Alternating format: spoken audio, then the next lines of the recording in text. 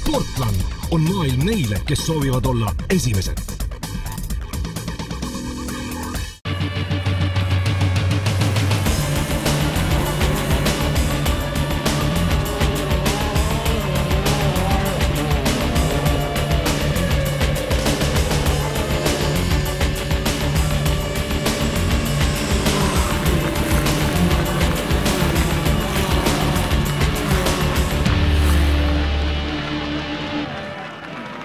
Maikuu 3. nädalavahetusel oli Enduro pealinnaks taaskord Paikuse.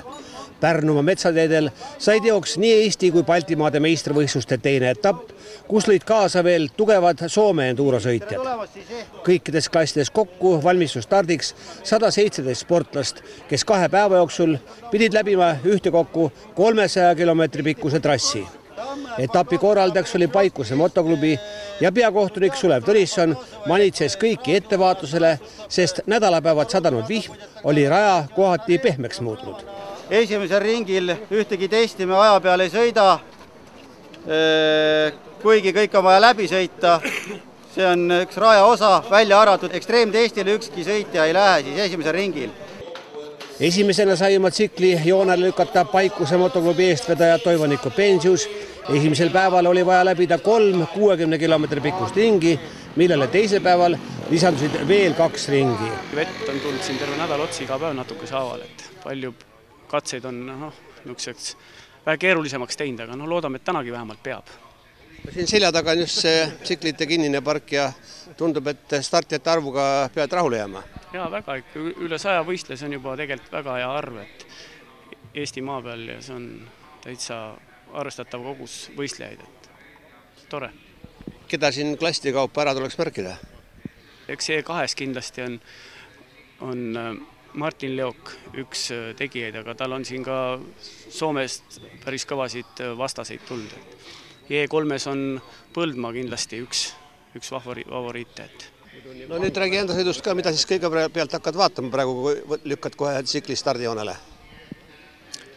Mis seal ikka vaadata? Tuleb kohe, ma ütlen, nagu ma korra ütlesin, et tuleb ikkagi katseid täie hooga võtta, et siin ei ole midagi, et Winders ootab mul selja taga ja Üpraus on samamoodi ootab siin. Et kõik tahavad võita. Toivo Pensius läks rajale seenior 40+ klassis paariliseks Jaan Roolan. Ühtekokku oli neil veel 20 otsest rivaali. Esimesed 60 kilomeetrit olid teatud mõttes rajaga tutvumiseks, kus suuri riske veel ei võetud. E1 klassis alustasid kõige kiiremini külalisvõistlejad.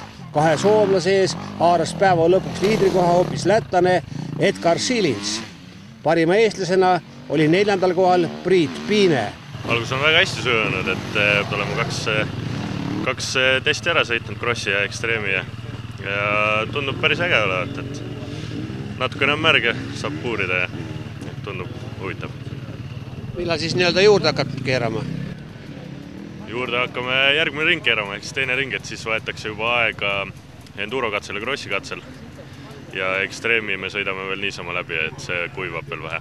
Väga hästi olid alustanud ka Veiko Rääts ja nooruke Hendrik Talviku. Esikümnesse mahtus veel Andre Park. Teatud tuntud krossimehele oli see esimene tutvus uue alaga. Hästi tunnen. Esmakordselt Paikuse endurol. Et Kesvus krossil sai käidud. Aga see minu jaoks väga lühikeseks. Aga nüüd on teine katse ja eks näis, kuidas seekord sujub. Mis sa kõige rohkem silmas pead? Eks ma ikka neid vana hea Paikuse turba kohti, et vähekene pelgan, et pole kogemusi on parem selliste asjadega, et esmakordne minu jaoks. Edu sulle! Aitäh! E2 klassis oli eelduste kohaselt hea soos Martin Leok. Sõmerpalu motoklubi esinumbrile hakkas kõige valusamalt vastu soomlane Markus Mikkelson, ometi venis avapäeva lõpuks vahe juba 14 sekundile. Jõudsin praegu boksi, et kohe vaatame järgi, mis olukord on, et siis oskab natuke analüüsida, et järgmiseks ringiks, et kas peab hakkama veel gaasi juurde keerama või saab natuke kindlamalt võtta, eks seda näis, et aga praegu paar veili juba hinge alla ja natuke juua ja saab järgmise ringile peale minna. Nimekaid mehi oli selles klassis kõige rohkem ja esimesed 6 olid päeva lõpuks suhteliselt väikeste vahedega. Teise eestlasena oli rajal Toomas Triisa, Dakari maratoni kogemustega meestest oli lätlane Janis Winters 6. kohal, Toomas oli päeva lõpuks 3., aga sihikule oli võetud juba sõiduliider Martin Leok. 30 sekki, siis peab minema. Räägi, mis plaanis on?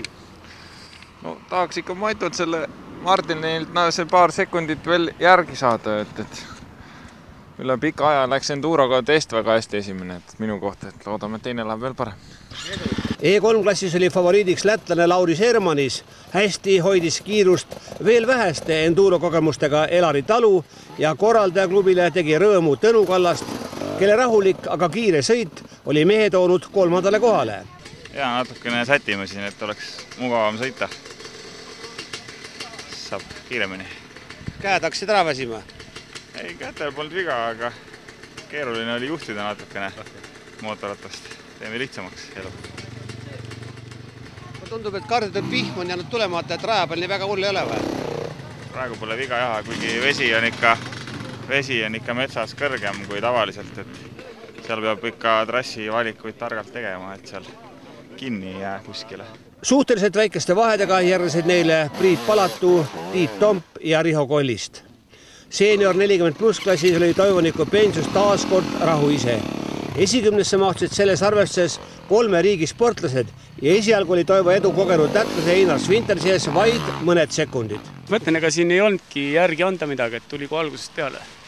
Võtta kõik, mis võtta on, et aga eks see pikem katse nüüd näha, mis siis saama hakkab, et see pikem katse just lõppes, et siis paistab, et kas hakkab vahesid tulema ka või ei hakka?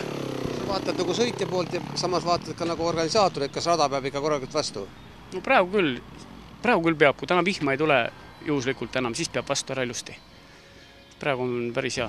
Avapäeva lõpuks surus end vanade rivaalide vahele hoopis Egon Üpraus. Harrastajate arvestes oli parim Timo Hermlin, kõige rohkem oli osavõitjaid uustulnukate klassis, kus liidri kohal oli Risto Härm. Koos meestega olid rajal 2 vaprat soomlannat Anna-Maria ja Esmeralda, kes sõitsid võrdse kiirusega kaasavaid avapäeva.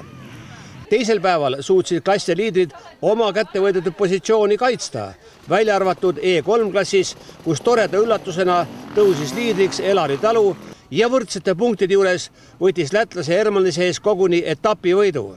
Hakkab tulema juba võrreldes sellega, mis eelmine aasta oli, et nüüd vähe juba oskad hoida või vaadata, kust minna.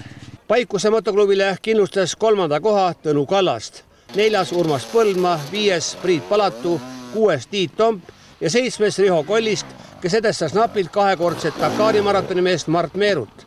Päris mudane, aga ja enduro katse on päris ikka sükene loterii, et kuidas trehvab selle soone valikuga seal metsas, et jah, aga muidu äge. Toivoniku Pensius võttis kindlalt mõlemad päevad, teiseks surus end aga ikkagi lätlane Winters ja 3. kohaga lõpetas Egon Üpraus. Paikuse motoklubi liider Toivoniku Pensius mõtleb juba uuele hooajale eesmärgiks tuua Eestisse taaskord enduro Euroopa meistrivõistluste etapp. Siis on antud taotlus ja ma loodan, et varsti saame teada, see otsustatakse selle kuu lõpus, et kas Eesti saab teha seda Euroopa meistrivõistluste etappi või ei saa. Ma loodan, et ikkagi saame see aasta. See tähendab siis, et 2016 on Paikuse EM-etapi korraldaja? Siis kindlasti ja kui see otsus tuleb ära jaatavalt, siis meil on korraldada 2016 aastal.